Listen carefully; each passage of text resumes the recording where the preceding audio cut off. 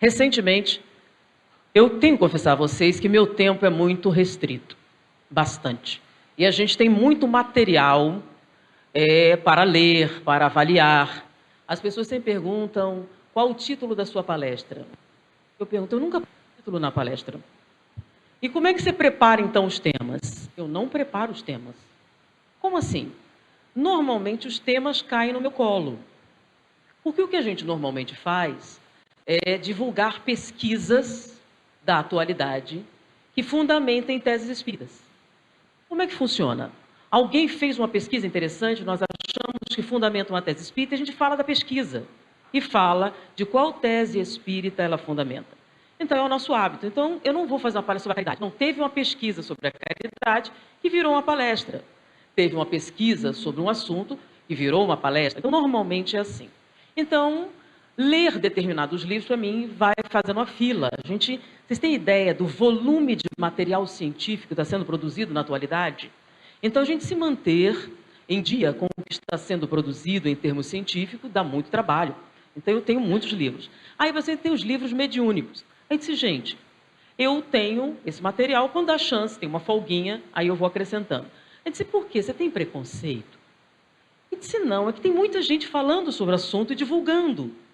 Agora, falar em termos da produção objetiva, porque o espírito já morreu, eu não posso convidar com eles, vem cá, por que você disse isso? Fica meio complicado. Já um cientista você pode debater, você pode questionar, e a gente tem a chance de ter um círculo até nessa área boa. A gente conheceu o Michael Sandel, o Masaru Emoto pessoalmente, nós fizemos o curso dele no Japão. Então, a gente conhece muitos pesquisadores, e com isso a gente pode inquirir mais, e a gente faz um trabalho. Que não é obrigatório todo mundo falar igual, não é verdade? A gente pode falar temas diferentes. Há um tempo atrás, eu tive um problema de saúde, e eu pude ver os e-mails, que infelizmente também não dá. São 5.000 e-mails que vão chegando, se acumulando. Então tem um pessoal que lê e responde algumas vezes se a gente tem chance. Mas eu fui ver, e as pessoas questionando, vem cá, você não fala de espiritismo. Gente, eu achava que eu só falava disso.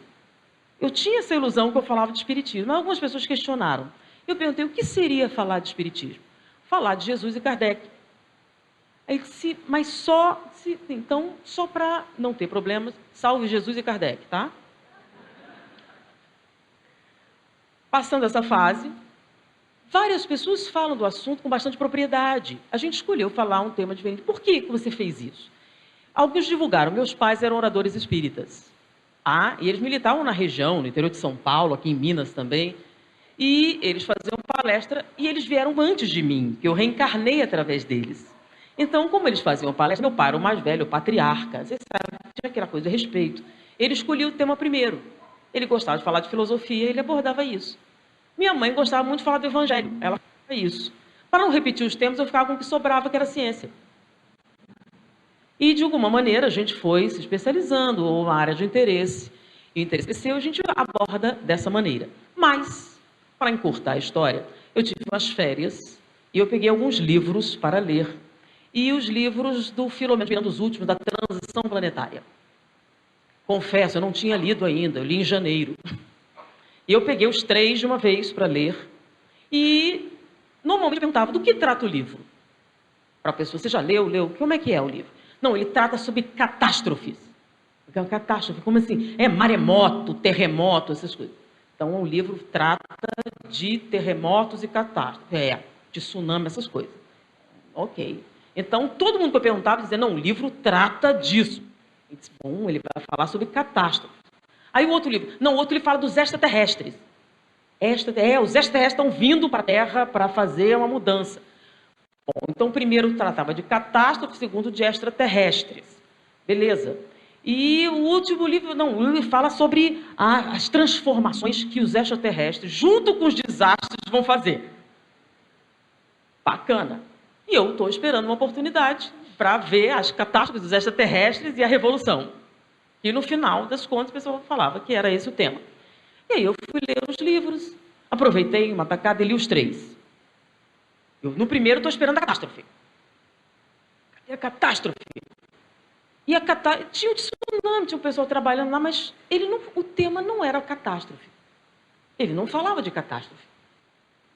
Não foi bem assim. No segundo livro, os extraterrestres. Agora vinham os extraterrestres. Não, também não. Até tinha isso, mas não era o tema principal. E o terceiro, então, não tinha revolução nenhuma. Eu disse, meu Deus, será que eu me enganei? Todo mundo que eu perguntei falou que o tema era esse. E eu não pude ver. Na verdade, o livro me inquietou muito, os três. E eu achei que os três falavam do mesmo tema. E ninguém comentou isso. Eu achei que os três falavam do mesmo tema, um intenso ataque espiritual ao movimento espírita. E os três livros faziam um apelo aos espíritas, porque o ataque era sistemático e estava indo muito bem. E apesar dos espíritos falarem e revisarem o assunto, ninguém prestava atenção.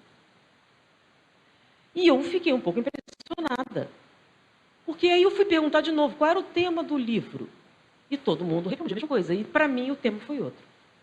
Eu disse, mas será que é alguma coisa psicológica da minha parte? De repente eu tenho alguma teoria da conspiração, muito essas coisas que a gente lê, né? E de repente afetou a cognição. E aí eu pedi para uma pessoa externa, vem cá, eu queria que você sublinhasse algumas frases que eu vou pedir nos livros, ver quantas vezes eles se repetem. 76 vezes no primeiro livro. 112 no segundo livro. 142 no terceiro. Bom, então eu não estou exagerando. E eles falam desse ataque. E de que tipo de ataque eles estão falando? E aí eu terminei de ler e resolvi no centro fazer esse comentário para ver se as pessoas viam alguma coisa parecida e vamos ler de novo para ver se é isso. E aí no primeiro livro fala do tsunami, dos trabalhos, e no último livro eu cheguei assim, eles se reúnem, nós vamos falar sobre alguns problemas. E por que eles têm tido um sucesso tão grande? Para ver se o livro tinha alguma razão, eu resolvi fazer um experimento sociológico. Eu li o livro em janeiro, e durante 6 meses, toda vez que eu chegava numa cidade, tá? Normalmente tem alguém que recepciona da cidade, eu procurava alguém da liderança, e eu perguntava, como está o movimento espírita? E nesses 6 meses, todas as vezes que eu fiz essa pergunta, a resposta era horrível. Um horror. Terrível. Problemas, brigas. E sempre. E eu vou falar porque há umas 3 semanas, pela primeira vez em 6 meses, eu cheguei numa cidade e fiz a pergunta. Eu sou da direção do movimento, sim. E como está o movimento? Ótimo. É mesmo ótimo. Ótimo, excelente. Mas não tem problema? Não, problema todo mundo tem, mas está excelente. E eu prometi que depois assim eu ia fazer essa palestra e falar sobre essa cidade, o governador Valadares. Foi a primeira vez em 6 meses que alguém disse que não estava ótimo. Primeira vez. Em todas as cidades que eu fui, e como está na internet, vocês podem ler, todos, sem uma única exceção, o governador Valadares, disseram que estava ruim. Estava péssimo. Estava terrível. E as brigas, as coisas, as pessoas, uma espírita não põe a mão no bolso, espírita não faz isso, não faz aquilo outro. E eu me lembrei do livro. E no livro eles falam que eles estão com um ataque de muito sucesso. Por quê? Porque quando um mentor manda uma mensagem e diz assim, sobre o roubo, você que está roubando, quem está roubando sabe que está roubando? Sabe, né? Que está roubando. Então, quando ele ouve a mensagem, ele sabe para quem é, não sabe? Você que é adúltero, você sabe que você é adúltero? Você sabe, né? Então, você sabe perfeitamente para quem é a mensagem. Então, é uma coisa simples. Eu digo, você está fazendo isso, aquilo. Eles estão mandando as mensagens e a pessoa ouve, essa é para você, fulano. Ou para você, cicrano. Nunca para si. Qual a técnica? E o que está acontecendo? Com essa técnica que eles estão usando atualmente, eles têm conseguido um sucesso incrível. Eles estão criando uma nuvem de pessimismo muito intensa. E essa nuvem de pessimismo tem intoxicado o movimento espírita, a tal ponto provocando a inércia, que é o contrário de movimento. Movimento é algo que se move. O que é movimento espírita? As pessoas falam, movimento espírita não é espiritismo. É verdade, movimento espírita não é espiritismo. É o quê? É o espiritismo em movimento. O nome disso é dinâmica espírita. É quando você pega uma ideia, é quando você pega uma tese e transforma em ação. Então, o movimento espírita é pegar a tese espírita, a ideia espírita e transformar em atitudes, transformar em ação, transformar em projetos, em coisas práticas, em coisas físicas. Então, o movimento espírita é muito importante. O movimento espírita é o espiritismo, que era letra, que vira ação. Então, não é menor, é a materialização do espiritismo. E se você produz inércia, o que é que deixa de existir? Movimento. Se o movimento deixa de existir, você tem palavras no papel, que não produzem coisa nenhuma. E eles têm tido sucesso. A inércia tem se manifestado, tem penetrado as várias camadas, de maneira que aquelas grandes obras têm morrido, aos pouquinhos, sufocadas pelo clima de pessimismo. Então, é mais ou menos assim. Para que ficar de pé, se a gente pode sentar? Para que sentar se a gente pode deitar? Vamos deixar como é que está para ver como é que fica? Não, ninguém vai ajudar. Não, ninguém faz nada. Não, espírita não põe a mão no bolso. Peraí, essa fala espírita não põe a mão no bolso, eu vou dar um parêntese. Não é verdade. Não é verdade, porque numa estatística feita, vocês sabiam que os espíritos são responsáveis por 1/3 da ação social do país? Não sabiam? Novidade? Pois é. Cada centro espírita, no quinto dos infernos, se tiver um, ou faz um enxoval, ou dá uma cesta de leite, ou qualquer coisa. Agora somem todos. Agora eu pergunto, com que dinheiro eles fazem isso? Da prefeitura? Do Estado? Dos partidos? Com que dinheiro eles fazem isso? Agora somem todos. Há uma estatística. E o resto? É o governo e o governo. Ah, mas é os outros dinheiro? Dinheiro do governo, ONG. Então, não é verdade. Mas essa fala está entranhada. É muita fofoca. É muito ruim, né? E se você começa a prestar atenção na fala, eles fazem isso, fazem aquilo, falam aquilo. Vem cá, por que vocês voltam? Se é um povo tão ruim, por que vocês vêm? Se é um ambiente tão desagradável, por que vocês ficam? Diga-me com quem andas que eu te direi quem é, certo? Então, se vocês estão vindo. E aí, qual é a técnica que eles estão usando para produzir isso? É simples, uma palavra. Reclamação. Sim, mas o que tem de errado na reclamação? Vamos lá. Eu sempre começo uma palestra dizendo que o maior problema da comunicação é a diferença entre duas palavras, conceito e definição. O que é conceito? É o que você acha que alguma coisa é. E você tem o direito democrático de achar o que quiser, pelo menos aqui.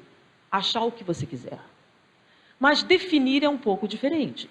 Quando você vai se comunicar a alguém, é necessário que a gente tenha parâmetros para entendimento. Aí que entra a definição. Então, conceituar é dizer o que alguma coisa é. Definir é dizer de tal maneira que isso não se confunda com outra coisa. Então, a definição é essencial. O que é uma queixa? Você vai ao médico, quais são suas queixas? Você vai dizer quais são os problemas que você tem. O nome disso é queixa. Não é sinônimo de reclamação, apesar de algumas pessoas usarem. Reclamação vem de clamor público. Os proclamas, já ouviram isso? Então, o que é reclamar? No latim. É quando você vai publicamente dizer, este homem fez alguma coisa contra mim. Isso é reclamar.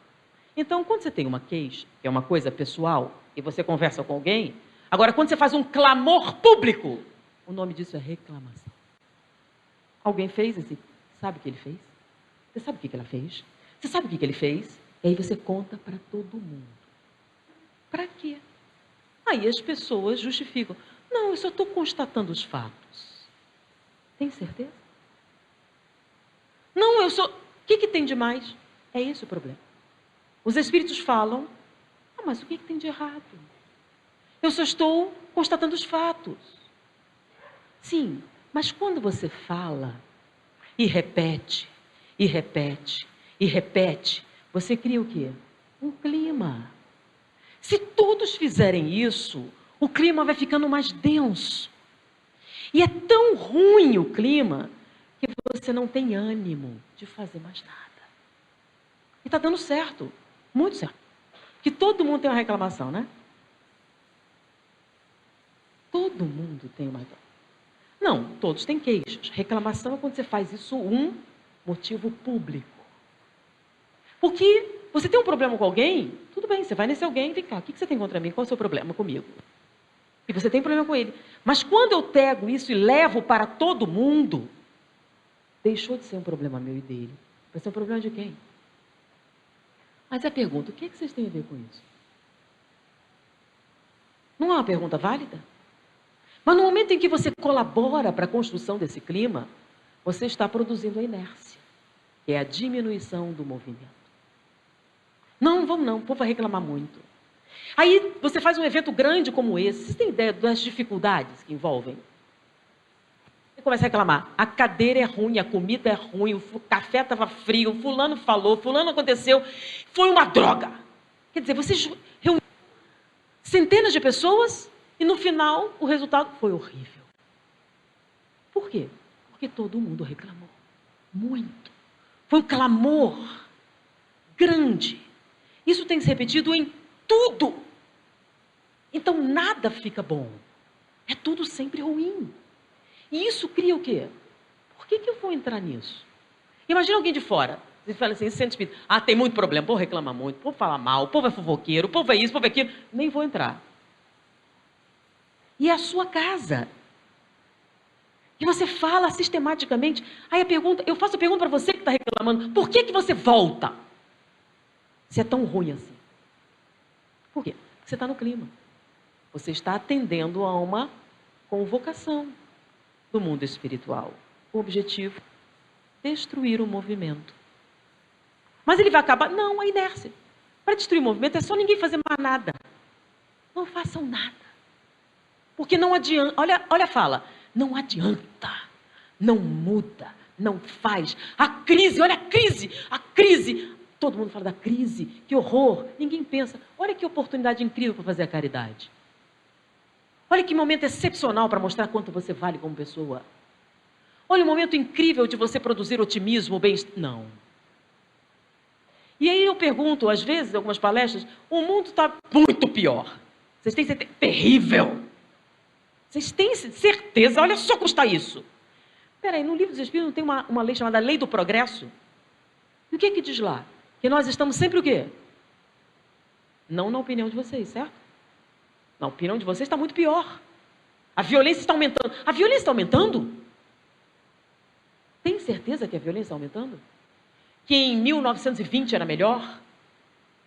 O racismo... Vamos lá, em 1960, o racismo era maior ou menor do que hoje? Então não melhorou nada. Vocês imaginarem em 1960 um presidente americano negro? Dava para conceber? Então piorou muito.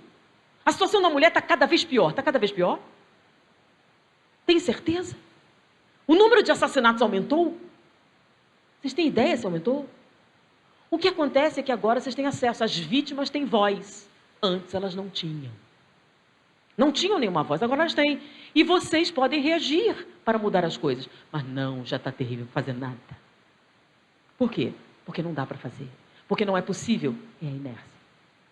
Então, em vez de construir uma obra nova, porque está em crise, as pessoas vão precisar mais, então vamos trabalhar. Não, não dá. Não dá. E, inclusive, a inércia chega a tal ponto que tem gente que pergunta assim, se eu der muito passo, minha energia vai acabar? É melhor nem começar. Se você já está com essa preocupação, as pessoas estão lutando, né? Eu vejo alguns discursos, inclusive em centros espíritas. Por que eu estou falando sobre isso? Porque eu soube de história de alguns centros espíritas que separaram, as pessoas se separaram por causa de política. Como assim? Um era a favor do impeachment, outro era contra, dividiu o centro. Eu disse, mas como assim? Sim, a briga, o clima. Então, usando essa analogia, vamos imaginar, né? Que eu não sei os times daqui, vamos pegar um time do Rio de Janeiro, né? Que você tem alguém que é vascaíno e alguém que é fluminense, tá? E eles estão na decisão do campeonato. Não vai ter reunião mediúnica, porque os dois não vão poder ficar juntos na mesma sala, certo? É isso? O que é que tem a ver com a atividade espírita? Aliás, essas discussões, eu fiz uma pergunta, alguém me fez a pergunta, qual o sistema político que os espíritas devem escolher? Eu disse, nenhum. Como assim nenhum? Tem que ter um. Não, não tem. Como não tem? A proposta do espiritismo é elevar espiritualmente o homem. Se a gente tiver homens espiritualizados, precisa de polícia para vigiar. Precisa de governo para mandar você fazer direito. Não roube, não tire do que não é seu. Vai precisar? Não. Que governo a gente precisa? Nenhum. Agora, se você pegar o melhor governo que existe, se os homens forem corruptos, eles vão dar um jeitinho. Então, não é a proposta espírita, é para o espírito. É espiritualizar o homem. E se no centro espírita estão brigando por causa de política, não conseguiu, né? Então, estão conseguindo. Discutindo sobre feminismo, né? O direito da mulher de se comportar sexualmente como um homem. E eu fiquei pensando, vocês estão lutando pelo direito de serem gorilas? Como assim? Os gorilas não têm casamento. Gorila não tem papel, não tem aliança, não tem nada. Eles fazem sexo com qualquer um. São animais. É isso que você quer? Eu quero o direito de ser um gorila. A excessiva preocupação, o que eu vou comer no mundo espiritual? Qual a preocupação do animal? Comer, dormir e procriar. Essa sua preocupação você já sabe. O que é que te espera no mundo espiritual? Então, nós estamos lutando pelo direito de sermos gorilas. Por que que essas coisas aconteceram? Se nós já fomos como gorilas, sem nenhum limite sexual, e agora, de onde veio? É porque o homem não bastava, ele queria alguma coisa a mais. Ele queria um propósito para a sua vida. Ele queria valores que não são animais, que são humanos.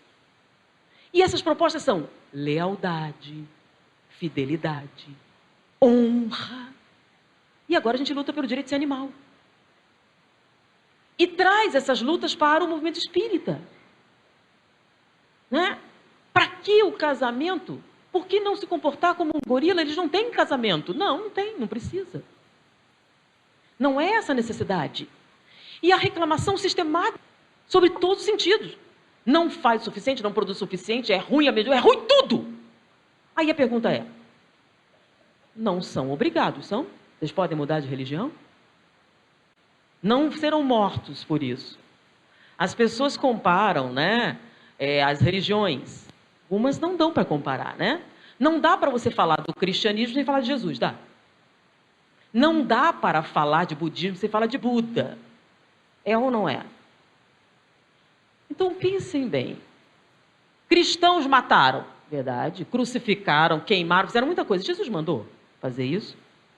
Em algum momento ele sancionou isso? Então, um cristão pode discordar desse comportamento? E os budistas? Também? Sim. Qual é a proposta? Vocês estão compreendendo que a reclamação sistemática destrói o movimento por causa do pessimismo? E aí nós achamos que os falavam sobre isso. E falamos no centro da reunião. Aí lembram que eu falo que minhas palestras começam com uma pesquisa?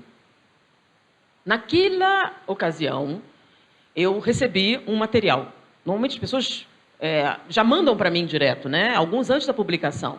E caiu no meu colo uma pesquisa nova. Agora já saiu o livro, vocês podem ler, né? O trabalho não foi feito. Charles Duhigg, ele não é um pesquisador, é um jornalista científico. Ele normalmente compila trabalhos científicos de outros cientistas e produz livros que são acessíveis ao público. Ele trabalhava com revistas de ciência, tipo Super Interessante, coisas assim. E ele pegou um livro sobre produtividade. Ele já tinha feito um livro sobre os hábitos, que a gente está preparando no seminário, e ele fez um sobre produtividade, algumas coisas assim. Mas o que nos interessou foi uma das pesquisas que ele usou para fundamentar seu livro. E essa pesquisa é muito interessante, eu recebi a pesquisa original.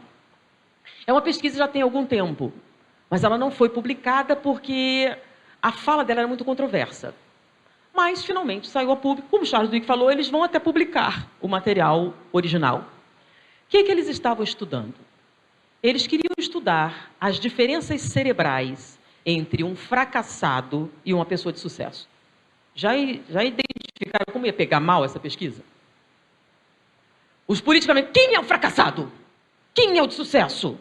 E aquela discussão, bom, então vamos definir, tá? O que seria considerado uma pessoa de sucesso e uma pessoa fracassada? Aí disse, o que isso tem a ver com o que você falou antes? Vamos chegar lá. Paciência é uma virtude. Então, muito tempo eles queriam encontrar isso. Por exemplo, eles pegaram o cérebro de Einstein e avaliaram para ver se havia diferença entre o cérebro da pessoa normal. E não acharam nenhuma diferença. Já fizeram inúmeras pesquisas com pessoas geniais e não acharam estruturalmente nenhuma diferença. Então, o seu cérebro é exatamente como o de Einstein, com as mesmas estruturas, as mesmas coisas. Tudo que tem no dele tem no seu. Então, podia ser Einstein, isso é outra coisa. Mas eles estudaram estruturalmente se tinham as mesmas áreas. Só que agora a gente tem tecnologia maior.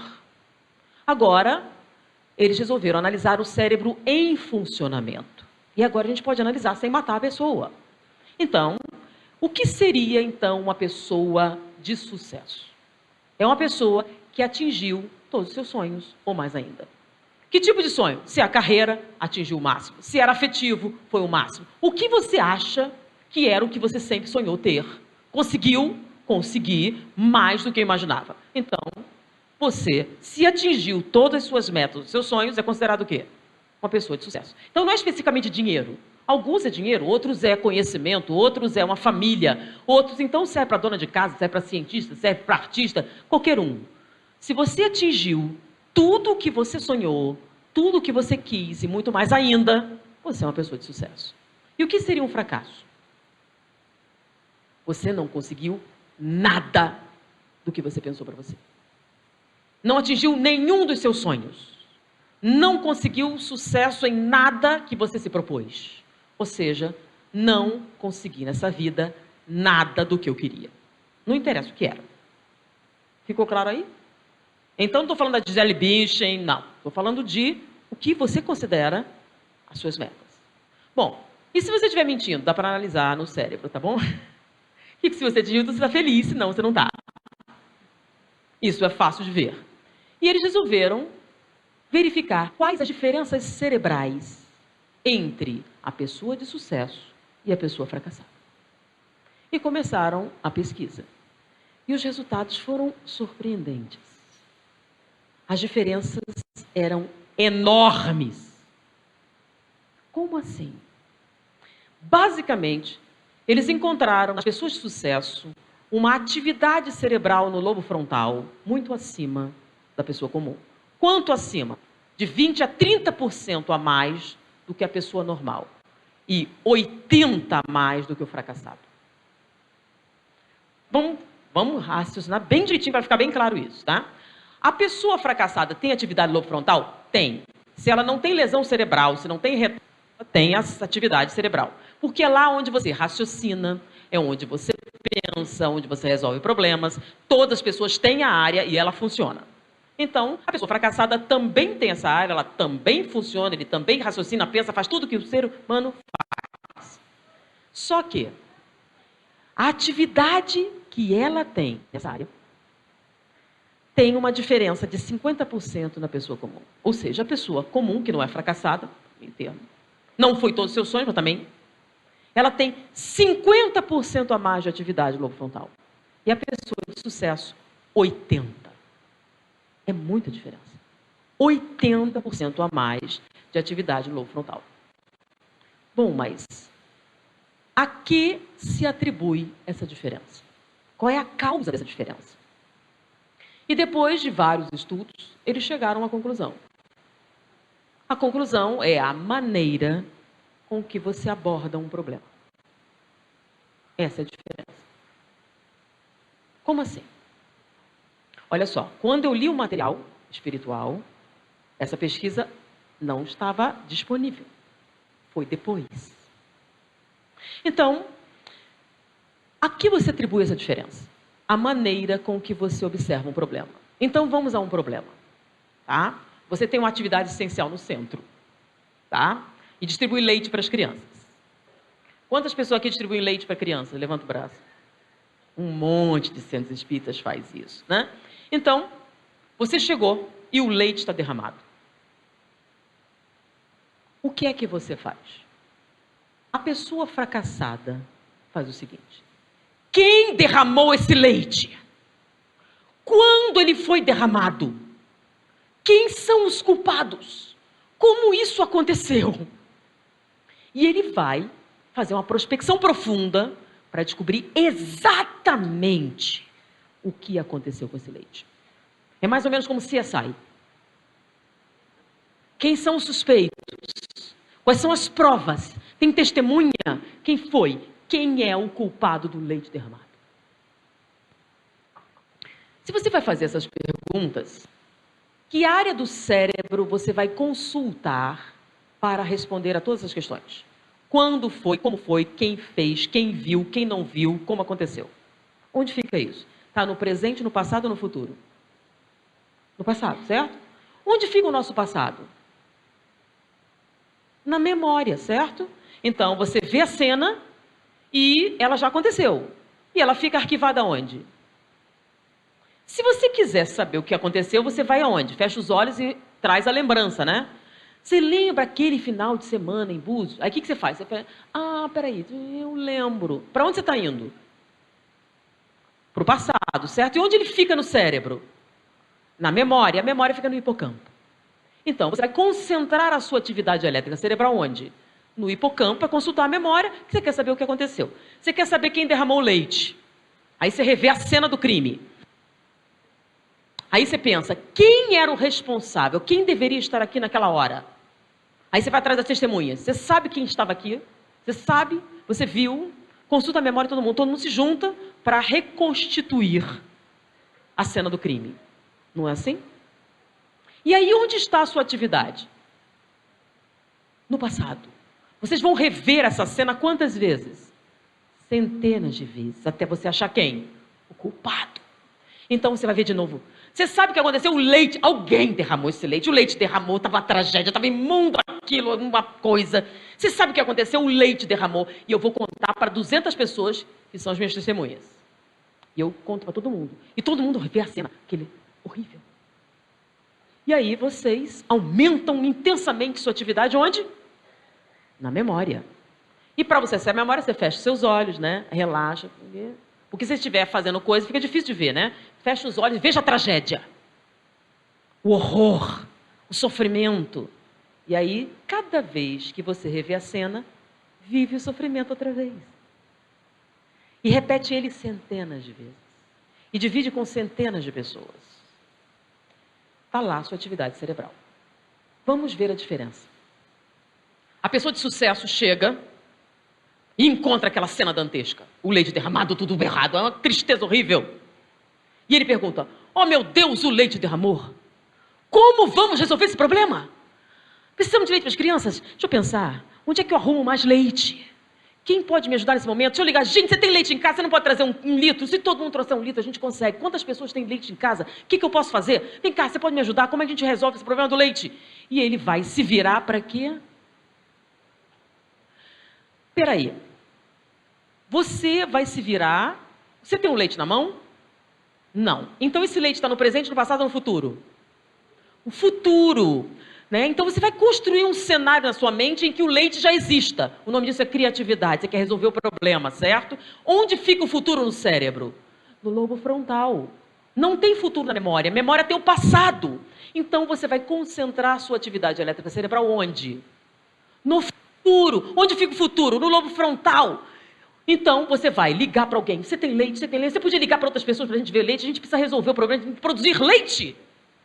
Então, e quem derramou? Agora não é um problema, depois a gente vê isso. A gente tem agora ter leite, porque amanhã tem criança para tomar o leite. Qual é a diferença entre eles? A diferença é que a pessoa fracassada se concentra no passado, no que já aconteceu e que você não pode mudar. Mas dá para entender. Entenda o que você quiser, mas não muda. Já a pessoa de sucesso se concentra onde? No futuro. No que pode acontecer. Então ele está sempre focado onde? No futuro. Só que isso tem uma consequência neurológica, tem uma consequência fisiológica, tem uma consequência biológica. Vamos entender. Alguns cientistas descobriram que as atividades cerebrais não ficam restritas ao cérebro. Existem algumas substâncias, algumas pequenas sequências de aminoácidos, chamadas neuropeptídeos. São sequências de aminoácidos que se ligam com o substrato cerebral. São os receptores, o material que você está produzindo. E ele se distribui na corrente sanguínea. Então, no momento em que você tem um determinado sentimento, um determinado pensamento, uma determinada atividade cerebral, você produz substâncias que se derramam na corrente sanguínea para preparar o seu corpo para atender a demanda. Vou até explicar por quê. Nós não somos orangotangos, apesar de algumas pessoas tentarem ser. Os orangotangos têm uma massa cerebral 5 vezes menor do que a humana.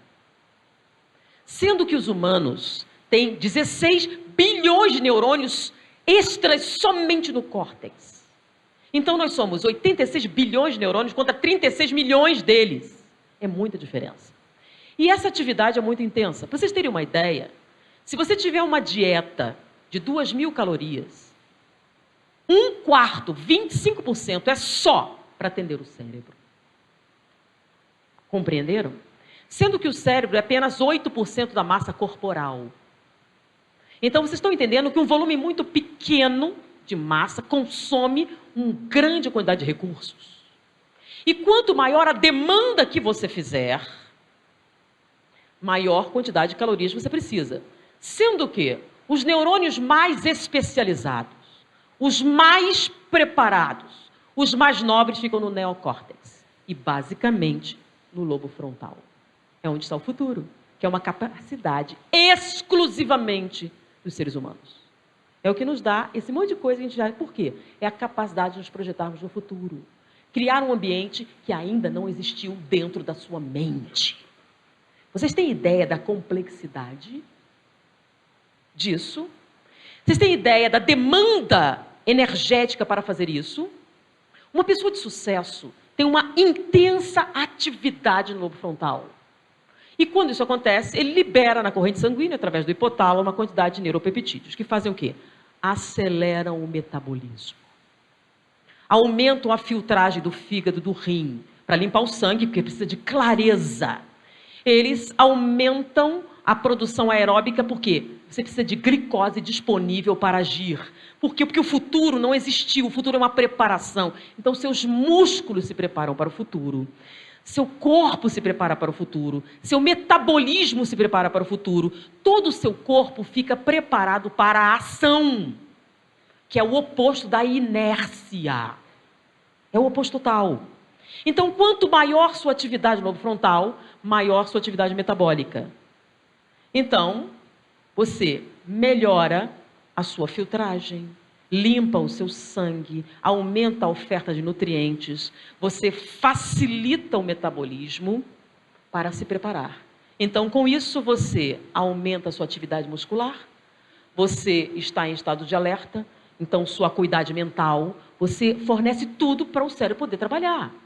Então, seu corpo se prepara para a ação, você se torna motivado, você se torna ativo. Olha só, já a memória é totalmente diferente. Você vai reviver uma cena que já está lá. Quanto trabalho isso precisa? Você viu, está lá. Você vai consultar a memória. Por isso que quando você quer lembrar, você não fecha os olhos. Não fica quietinho que eu estou tentando lembrar o nome da música. Cala a boca que eu quero lembrar o nome da música. Não faz assim? Então você deixa de ver, deixa de ouvir. Você não fica sacudindo. Peraí, que eu estou lembrando, estou quase lá. Você diminui a sua atividade física. Quanto menor, melhor. Então, todo o seu corpo vai produzir o quê? Um silêncio. Para facilitar o quê? A sua lembrança. Que é o oposto de movimento. Lembra que na fronteira do sono a memória funciona melhor? Então, é o oposto. Qual é o efeito biológico? O efeito biológico é que as pessoas de sucesso estão sempre alertas, sempre em movimento, têm mais atividade, mais atitude e emagrecem. Esse parece que é o melhor, né? Todo mundo fica alegre. Engorda menos. Por quê? Metabolismo é maior. Atividade é maior. Ele tem maior nível de atividade. Quando quem vive no passado tem maior nível de inércia. Lembra? Você está muito preocupado em descobrir quem é o culpado pela sua vida e seus problemas. Né? Você fecha os olhos, seu analista, minha mãe, meu pai que me abandonou, meu marido que me deixou, fulano que aconteceu, e você revive cada cena miserável da sua vida centenas de vezes. E cada vez que você revive, lembre-se que o cérebro não entende isso, ele é uma máquina. Ele reproduz tudo. Ele reproduz a cena, o sentimento, a emoção, o metabolismo. Todo o seu corpo se prepara para sofrer de novo. E sofre. E com isso você aumenta o nível de depressão, com todas as coisas correlatas. A depressão é causada pela vida moderna? Não. A depressão está sendo causada pelo quê? Vamos ao motivo. Tcharam. Qual a conclusão que os cientistas chegaram? Reclamação. As pessoas fracassadas reclamam demais e sistematicamente, criando um nível de inércia cerebral com todos os correspondentes biológicos. A pessoa de sucesso tem pouco tempo para reclamar, que ela está muito ocupada fazendo o quê? Resolvendo os seus problemas. Com isso, ela aumenta a sua atividade cerebral, aumenta a sua inteligência, aumenta a dopamina, aumenta a atividade, fica mais esbelta. Porque ela é mais ativa, porque o cérebro todo se prepara para a ação. É automático. Nós somos uma unidade biológica, não estamos isentos dessa atividade. Então, os cientistas dizem que reviver sistematicamente os seus problemas produz insucesso. Então, qual é a diferença? Então você está dizendo que o Steve Jobs era um espírito evoluído? Não. Não. Eu estou dizendo que o Steve Jobs, quando tinha um problema, em vez de quem é o culpado, o que é que vamos fazer para resolver o problema? Não tem nada a ver com espiritualidade superior. Tá? Tem a ver com o quê? Alcançar os seus sonhos. Quem está reclamando não tem sonho nenhum, está preso no passado. E alguns para sempre. Como assim para sempre? Sim, porque você fica num looping. Direto ali, preso. E agora, o pior é que você quer levar todo mundo com você. Mas adulterar ruim mas quem está adulterando está problema só com ele. Quem está reclamando é problema de todo mundo. Do movimento espírita. Então, você que é adulto, você que é ladrão, é problema seu. Mas você que reclama é problema de todo mundo. Você está afetando o movimento espírita. Você está criando essa nuvem de pessimismo. Você está criando a inércia, a falta de movimento. Cadê as grandes obras? Vocês acham que vai ter uma outra mansão do caminho aí? Alguém está a fim de fundar uma nova casa André Luiz? Pensa nisso. Não, dá muito trabalho. Não dá não. Não, é difícil. Tem pessoas, estou sozinha, ninguém ajuda. Por quê? Porque é ruim, que é difícil, que é complicado, que tem a crise, porque tem isso, tem aquilo. A culpa é do governo, a culpa de... Isso. Onde é que está a culpa? Onde é que está essa procura pelo culpado? CSI, lembram? Está na cena do crime. Quem é o culpado? É onde você está. É onde toda a sua atenção está. É por isso que você engorda. Por que você está usando essa frase? Porque o povo odeia engordar. Quem sabe desperta. Se eu disser que está atrapalhando o movimento espírita, assim, se eu disser que emagrece, não, o que eu faço agora para melhorar? Então, não estou brincando, não, emagrece mesmo, viu? Pode ver lá. Você tem 15% a mais de chance de emagrecer. Beleza. Por quê? O que está causando essa inércia? Vocês têm ideia de quanto movimento vocês deixaram de fazer? Não tem medo de sair de casa porque tem assaltante. Tem medo de fazer isso porque tem isso. Você tem medo de tudo. Por quê? Porque as tragédias. A tragédia. Todo mundo tem tragédia. Vamos lá. Na hora que você está bebendo uma água geladinha no ponto. Você está lembrando que seu pai te abandonou quando você tinha 11 anos? Mas se você parar para lembrar, o que você vai fazer? Vai reviver tudo isso. Correto? Então a culpa do seu fracasso é seu pai que te abandonou quando você tinha 11 anos? Ou essa foi uma decisão que você tomou para você? Qual a coisa mais importante? Quem derramou o leite ou como vamos produzir leite para as crianças? Qual é a coisa mais importante para você? Quem é o culpado da minha incapacidade ou como eu faço para resolver isso? Porque a questão é simples. O que você está fazendo agora te leva onde você quer ir? Não. Então por que você continua fazendo? Tem lógica. Mas você parou para pensar sobre isso? Não. Você está ocupado reclamando. Muito ocupada. A pessoa lendo rodinha, é até chato, a pessoa está sempre... mas quais opções? Vem cá, gente. Fazer uma rodinha. Livros novos. Vamos discutir um livro novo que você leu? Não, você está discutindo o escândalo. Quando vai ser preso? Quando não vai? Ah, mas a gente tem que saber a realidade. Tem, mas não ficar comentando com todo mundo. O que é que te interessa? Quem divorciou, quem deixou, quando foi, traiu com quem? Peraí, o que é que você tem a ver com isso? O que é que você tem a ver com isso? Você já não parou para pensar que cada pergunta desse tipo que você faz, você está colaborando para essa destruição? Então, que propostas vocês têm para mudar a situação atual do planeta? Vocês têm alguma proposta? Não. Por quê? Nunca parei para pensar sobre isso. E o pior de tudo é que você se condicionou, virou um hábito ficar no passado. Você não tem mais ideia, a criatividade só faz cair. Então o pessoal fala, a escola está destruída. Qual a sua contribuição? Você tem alguma ideia para melhorar? O evento teve 100 problemas. Em vez de reclamar assim, vou sugerir que vocês façam isso. Então, em vez de reclamar, o café estava ruim, faça uma sugestão. Não estava ruim não, estava ótimo, adorei, tá?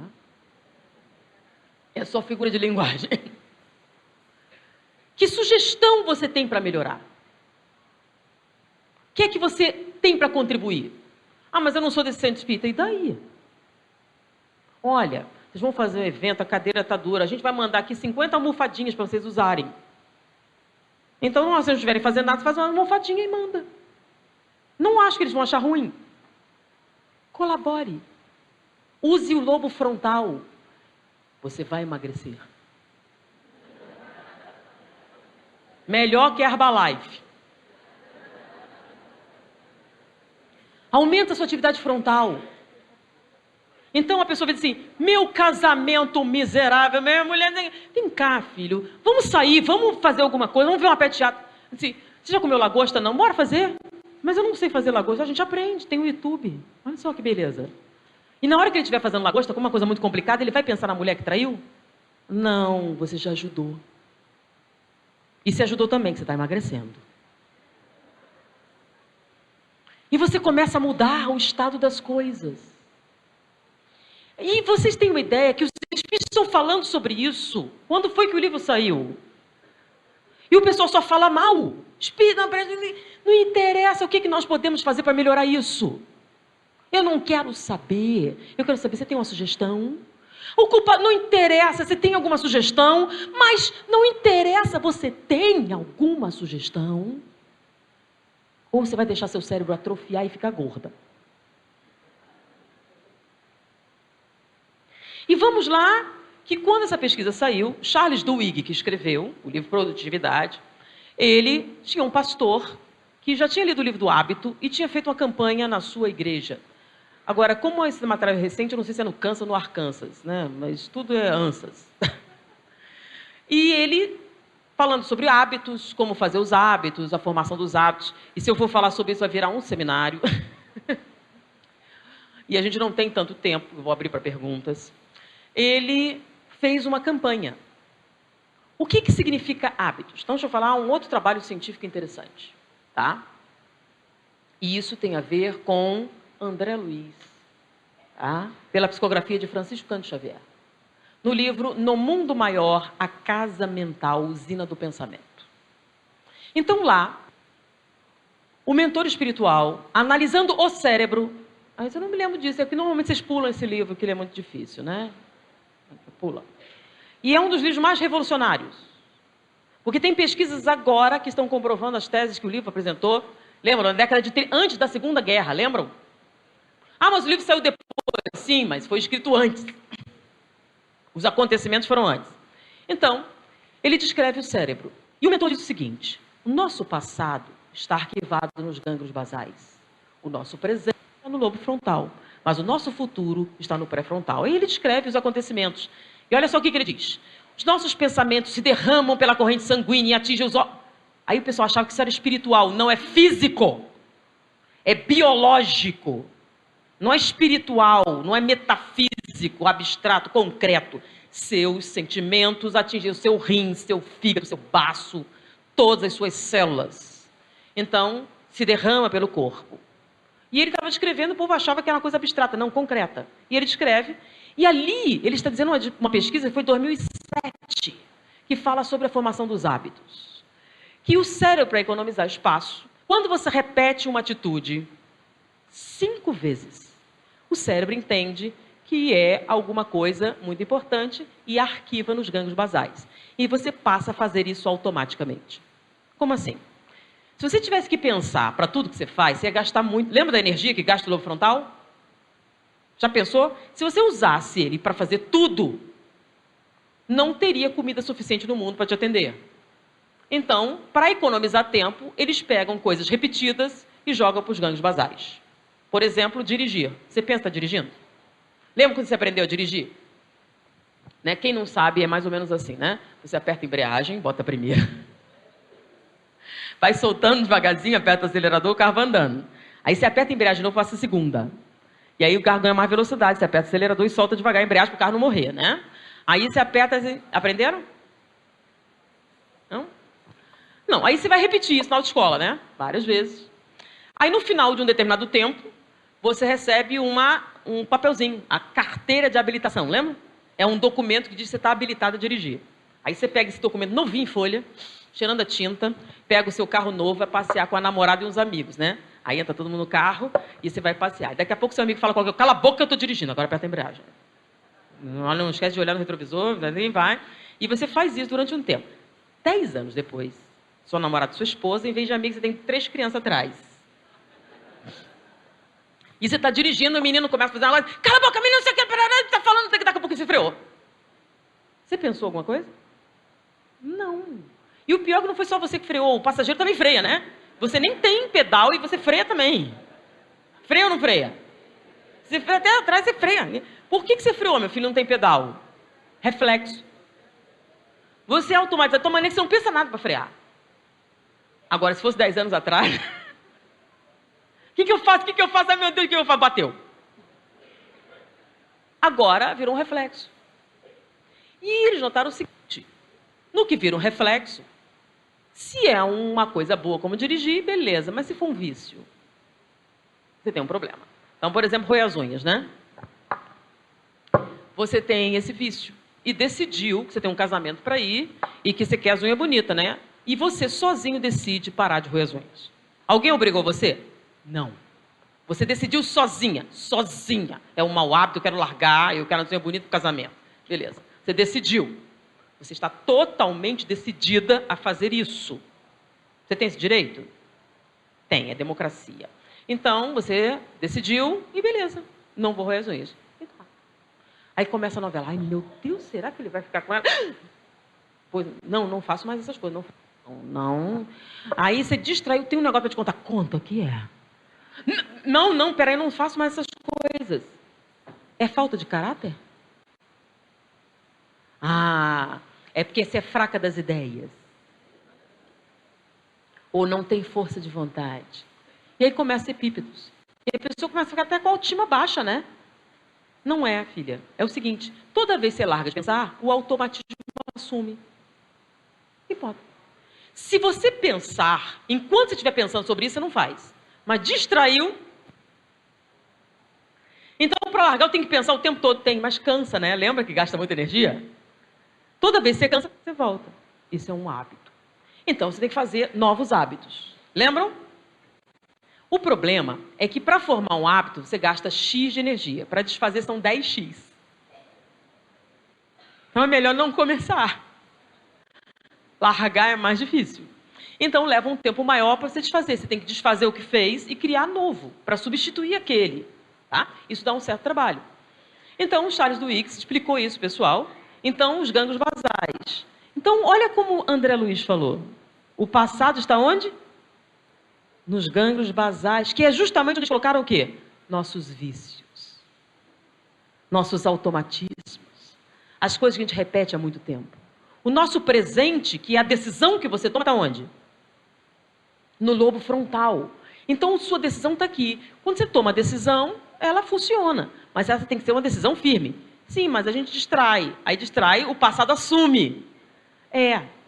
Mas o nosso futuro está no pré-frontal. E o que é que tem lá? Caridade, compaixão, misericórdia, tolerância. Ah, daí que vem fora da caridade. Sim. Toda vez que você pratica a caridade, a tolerância, esses sentimentos mais nobres, você ativa o pré-frontal, que aumenta o nível de energia do frontal e faz suas decisões serem prevalentes. Espera aí, como é que é? Quando você está ocupada, reclamando e engordando, você não muda seus maus hábitos. Você só fortalece. Quando você sai disso e busca o quê? O futuro, você muda a sua vida. É a diferença entre fracasso e sucesso. Só que agora não é mais André Luiz que está dizendo, nem Emmanuel, nem Filomeno de Miranda, são cientistas ateus. Eles acreditam mais. Não sei por quê, mas acreditam mais, né? Por quê? Porque é um fato. Mas há quanto tempo os espíritos estão dizendo isso pra gente? Muito tempo. E a gente precisa de alguns cientistas para acreditar. Então eu li o material, os espíritos estão alertando, reclamação, e não sei o quê, e você não é comigo. Não é adultério, não é crime, não é nada, não é comigo não. Ah, você não fala mal o tempo. Não, eu só estou constatando os fatos. Não, é final. Eu não vou dizer o que tem errado? Não foi isso. Reclamar não é dizer o que tem errado. Dizer o que tem errado, chamar, vem cá, minha filha, você fez errado aqui, vamos fazer de novo. Reclamar é, vocês sabem o que essa criatura fez? Isso é reclamar. Mas peraí, quando é que a gente vai saber se é? Ok, Filomeno de Miranda deu uma sugestão fantástica. Na verdade, não foi ele, foi um espírito superior que foi fazer uma palestra. Procurem essa passagem. Ah, qual página? Vai ler o livro inteiro, vai, pesquisa. Chega e diz, na dúvida, você está na dúvida se é reclamação ou não é? Sabe a sugestão dos espíritos? Não tem nada de bom a dizer, não diga nada, que você nunca vai errar. Simples assim.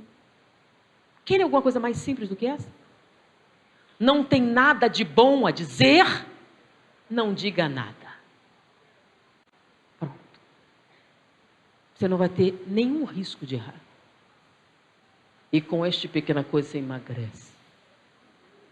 Vou repetir que a primeira vez que eu falei isso, o pessoal fala, quando eu falei que emagrece, o quê? Todo mundo fez um barulho danado. Eu disse, gente, que é isso? Agora eu vou usar, já que funciona, né? Chama atenção. Por quê?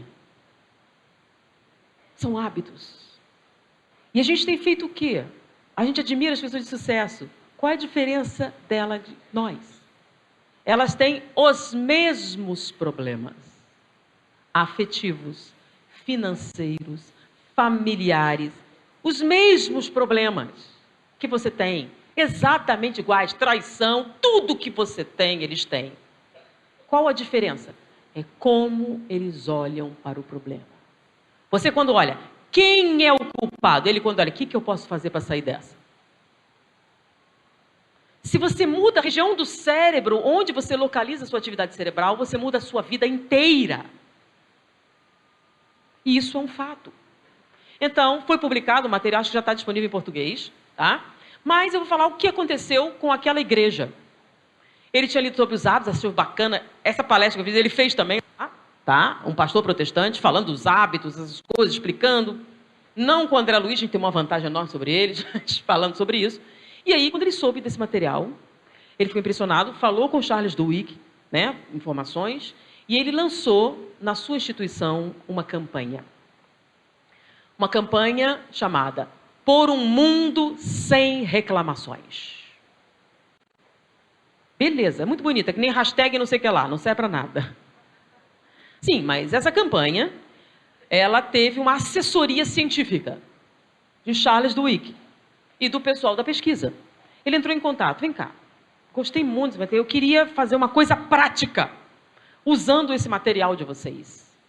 E a campanha Por um Mundo Sem Reclamações. Aí olha a sugestão dos cientistas. Muitas pessoas tornam isso um hábito destrutivo, autodestrutivo. Você precisa desfazer isso. E você precisa de um gatilho consciente. Olha só, se eu for explicar o que é gatilho consciente, é um seminário, leia o livro do hábito, do Duhigg, é bom, viu que espírito de minha cultura. E um gatilho. A sugestão dele foi a seguinte.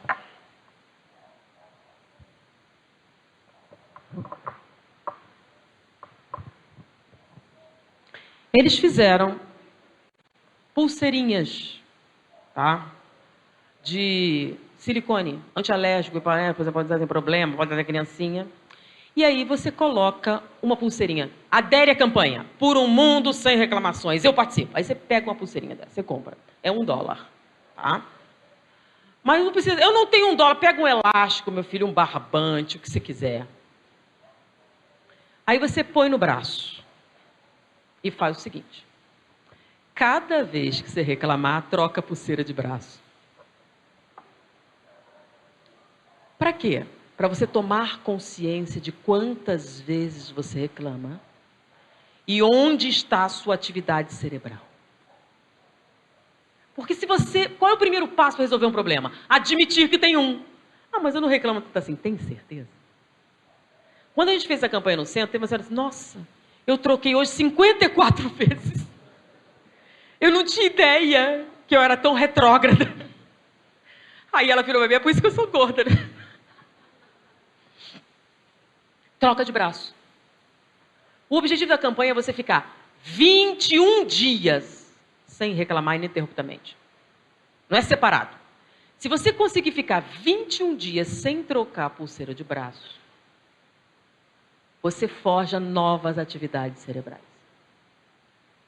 E você começa a mudar a sua vida. De fracasso para sucesso. Então, o objetivo da campanha é você ficar 21 dias ininterrupto, sem trocar ela de braço. Com o passar do tempo, na campanha, eles chegaram à conclusão que para conseguir leva de 4 a 6 meses. E ele chama assim, vocês estão conseguindo? Eles fazem. Então, eles começaram a fazer na igreja a campanha, pediram essa assessoria, o Charles Duhigg falou, os cientistas, o pessoal aderiu naquela congregação. Mas alguém vai dizer, eu queria comprar umas pulseiras para meus filhos, para minha família. Alguém levou para o trabalho. E nisso um repórter.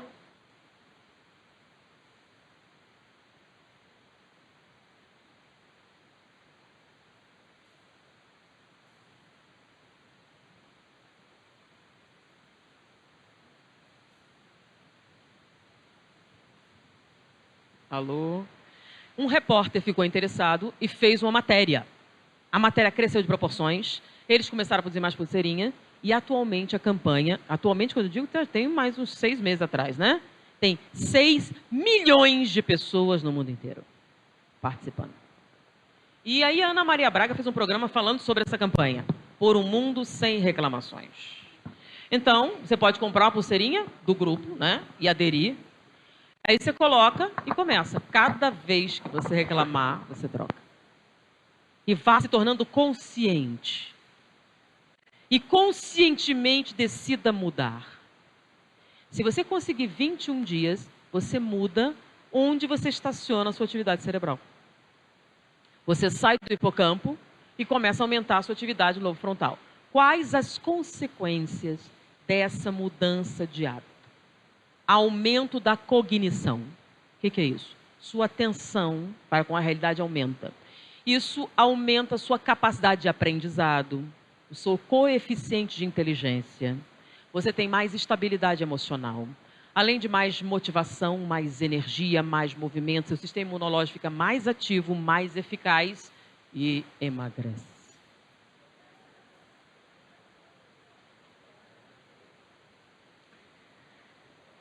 E segundo o mundo espiritual, aumenta o movimento espírita. Eu não estou falando de número de pessoas, estou falando de movimento. Pegar o espiritismo, que é letra, e transformar em atividade, em vida. Porque o espiritismo sem o movimento morre, é só um livro, gente. A pessoa fala assim, com desprezo do movimento espírita. Ah, o espiritismo, o movimento não é o espiritismo. Não! O movimento é a manifestação física do espiritismo. O espiritismo é uma ideia maravilhosa que tem que ser posta em prática. Tem que ser movimento. Tem que ser projeto, atividade, encontro, mudança, propostas, ideias. Tem que ser atividade do lobo frontal, tem que aumentar a cognição, tem que mudar o universo. Qual é a produtividade que os espíritas têm? São formadores de opinião. Não podia mudar o panorama político? As escolas, o ensino? Qual é a sua colaboração? O que é que você tem oferecido? Qual é a sua atividade? Não ao outro, não é você. Qual a sua solução para as coisas que estão acontecendo? Não uma reclamação. Solução. Mas eu não consigo, porque não tem atividade lobo frontal. É o que acontece. Diminui a inteligência e fica gordo. O problema é a gordura. Falta de atividade. E os espíritos têm falado, têm mensagens. Ah, essa é para você, para fulaninho, para cicraninho. Não está falando de adultério, nem de roubo, nem assassinato, não é comigo. Tem certeza? Tem certeza que você não é um da gente? E para o mundo espiritual, sucesso. Sabe por quê? O povo manda mensagem, não escutam. Eles falam. Eu me lembro de um espírito obsessor dando uma comunicação, né? Dizendo que eu sou invencível. Por quê? Luxúria, o povo já tem medo hoje, né? Ainda o povo já olha, esse é perigoso. Então, está restrito. Outro não. Mas ninguém consegue vencer o poder da inércia. Logo, eu sou invencível. Você não acha que está nada? Eu só estou cansado. É muito trabalho, muita coisa a fazer. Aí tem a novela das 7, das 8, das 9, tem a minissérie. Agora tem o canal Viva, que é 24 horas. Pronto, acabou. E agora? E no YouTube a gente está vendo as reclamações. Quem foi preso? Quem traiu? Como foi a fofoca? Quem estava lá? E não soluções. E é engraçado as pessoas darem crítica, né? Por que você não produz um trabalho seu? Você vive da crítica dos outros. Não é interessante? Por que você não produz? Quais são as suas ideias? Quais são os seus valores? Não, o dele está errado. Qual o seu? Não sei, mas o dele está errado. Certo? E qual é o seu? Sua contribuição. Então, minha contribuição para vocês, além de não abrir para perguntas, porque vai dar 6h30 agora. Não só escutem o que eu estou falando. Escutem Filomena de Miranda, lê o livro de novo, vai sublinhar um negócio lá. Vai contar. Ela errou, não é 72 vezes, eu não sei. Se for 10, para mim já é muito. Vão lá sublinhar. Vamos dar uma olhada de novo. Mas não é catástrofe o tema? Não, não é. Não é o STT também, não. Agora, olha lá. Vários espíritos, eles estão reencarnando, mas não vão ser espíritas, né? Por que será? Por que eles vão para outro lugar para ter mais penetração? Porque a gente está muito ocupado não fazendo nada. Vamos deixar como é que está para ver como é que fica? Eu já sei como vai ficar do mesmo jeito. Se você deixar como é que está para ver como é que fica, não muda nada. Fica exatamente como está. Para as coisas mudarem, o que você precisa? Fazer alguma coisa. Começando aderindo à campanha. Então, minha colaboração é o seguinte. Eu trouxe 4 pulseirinhas, silicone antialérgico cirúrgico, para sortear. Cadê o pessoal aqui da organização? Alguém da organização aqui? Do evento? Um responsável. Um culpado.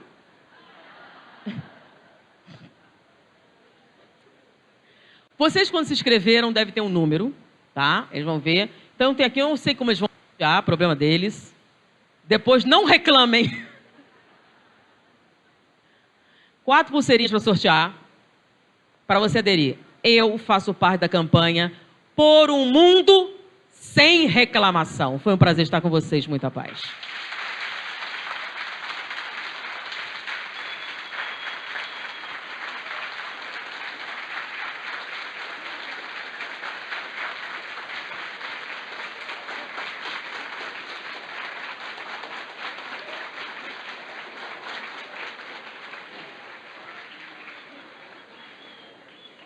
Obrigado, gente. Como sempre, eu esqueci de alguma coisa.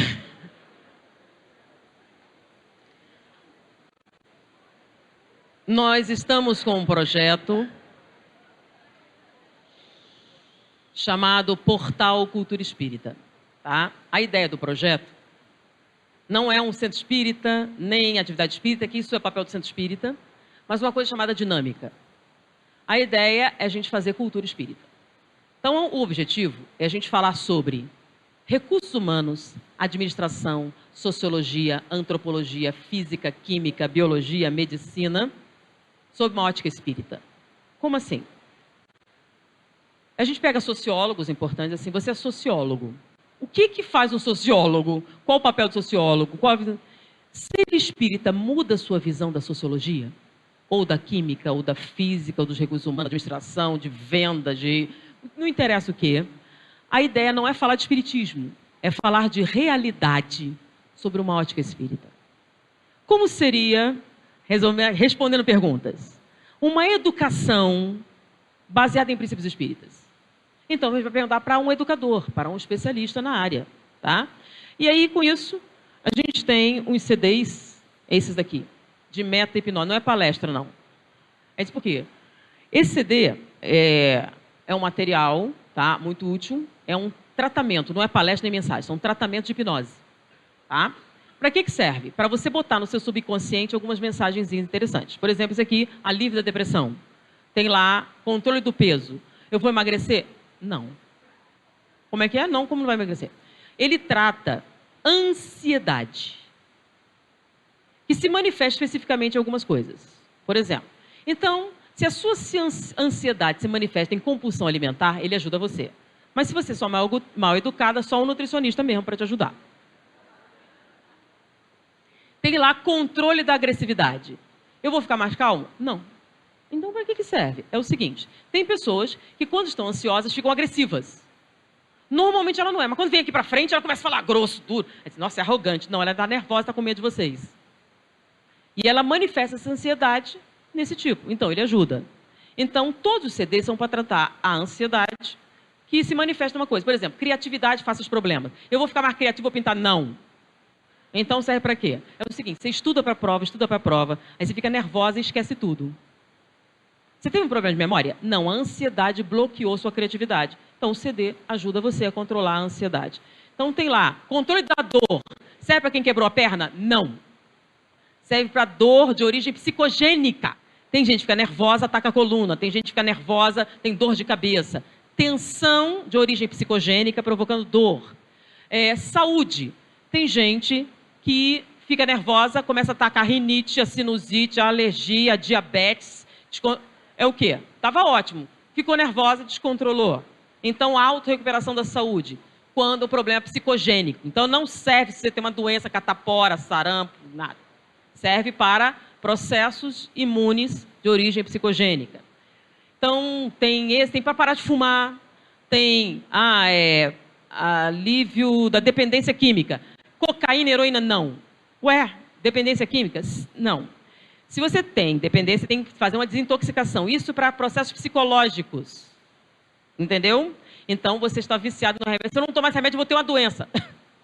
Tá? Então, tem pessoas que se viciam em determinadas substâncias. Qualquer tipo, pode ser até café. Tá? Então, não estou falando do processo químico, tá bom? Processo psicológico, muletas psicológicas, hipocondria, esse tipo de coisa. Então, e tem vários tipos. Tem autoestima, tem autoconfiança, tem ansiedade, que é aquele geral, que é o mais forte de todos, e tem o anti-estresse, relaxamento. E qual que é para mim? Eu sofro de ansiedade. Tem certeza que é ansiedade? Porque o CD meta hipnose. Então, o que é hipnose? E por que as pessoas usam? Se eu fizer uma sugestão, pare de fumar, automaticamente você responde, é fácil falar. Ou, quero ver você fazer. Ou, a gente se defende, toda vez que não é. Nós temos o hábito de nos defendermos de tudo que vem de fora para dentro. Mas você está de dieta e tem vontade de comer um doce. O que normalmente acontece? Você tem um segredo, não pode falar. O que você faz? Por quê? Nós não estamos acostumados a censurar impulsos que vêm de dentro para fora. Então, quando você coloca uma mensagem subliminar através da hipnose, você coloca no subconsciente e ela surge de dentro para fora. Por exemplo, eu coloco ele em transe e dou a seguinte sugestão. Na próxima vez que alguém perguntar o seu nome, você vai dizer Samantha. Aí, brincadeira. Aí, daqui a pouco eu pergunto, qual é o seu nome? Samantha. Não, foi brincadeira, foi mal. Aí passa um tempo e você pergunta, qual é o seu nome? Samantha. Aí tem uma coisa estranha aqui. Não se preocupe que passa. Porque depois de um tempo você começa a censurar e aí desaparece. Mas naquele período que você não prestou atenção, é por isso que a hipnose é eficaz em algumas situações. Então você coloca a mensagem, para de fumar. Em vez de vir uma coisa que vem de fora para dentro, está ouvindo, vem como uma vontade de parar, um desejo. E ele usa que técnica? A meta-hipnose é uma hipnose sem transe. Ele usa a propaganda subliminar. Como é que é isso? Quando vocês fazem filminho na internet, né, você tem várias fotos. Então, se no meio de uma você botar beba Coca-Cola, você assiste um filme de 1 hora, a cada 30 quadros você escreve beba Coca-Cola. Você não vai conseguir ler isso, que passa muito depressa. Mas à medida que ele vai repetindo, vai entrando no subconsciente. Termina o filme, nossa, com vontade de tomar Coca-Cola, mas eu não gosto de Coca-Cola. E você não sabe de onde vem. Vem do subconsciente. O nome disso é propaganda subliminar. Então, o CD usa essa técnica para colocar algumas mensagens subconscientes e ela surge assim. Então, nós temos os títulos, tá, que estão lá. Qualquer outra informação a gente vai ficar disponível ali para explicar para vocês. E isso vai possibilitar a gente fazer essa plataforma de ensino à distância, que é o portal Cultura Espírita. A ideia do portal, você vai associar lá e vai falar de espiritismo? Não, a gente vai falar de sociologia, de qualquer área, com especialistas, a gente vai convidar pessoas para isso, para produzir uma coisa chamada dinâmica espírita. Não vamos falar de espiritismo. Mas a gente quer produzir alguma coisa que você possa levar para o seu trabalho e falar, olha, se a gente aplicar essas técnicas de venda aqui, vão ser muito legais. São baseadas em quê? Em tese espírita. Espiritualidade nas empresas. Ou seja lá o que for. Só que um material técnico, produzido por pessoas que entendem do assunto. Tá? Então, como eu falei, não é atividade espírita. Aí vai vir alguém, é muito elitista, não reclama. Tá? Tem uma ideia melhor.